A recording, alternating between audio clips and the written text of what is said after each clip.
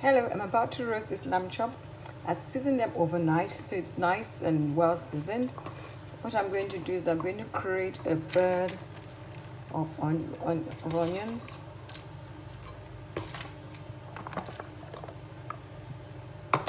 I have onions here. I got this mint earlier on from my from my garden. I didn't want to, so I have this fresh thyme as well. I didn't finish using.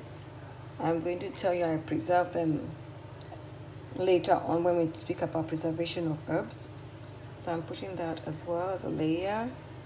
We all know oregano is good with lamb. So I don't have fresh oregano, so I'm going to use freeze-dried oreganos just to spice it. Let's put some oregano leaves. So just kind of mix everything up together. Voila!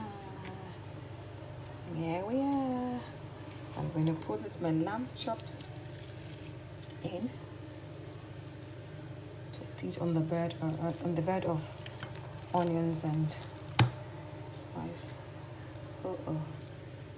I'm gonna have to squeeze this in. Squeeze. I didn't know they were this big. Oh wow. Okay, I'm going to have to squeeze it in. There we go. I'm going to wrap this with some foil paper and bake for an hour and a bit, and I'll continue checking as well. I'll come out, check base, I put some olive oil. So after about an hour 30 minutes in the oven, it is all ready, and we already have a pass mark on it. You can see that cut there. So my taster has come to taste it.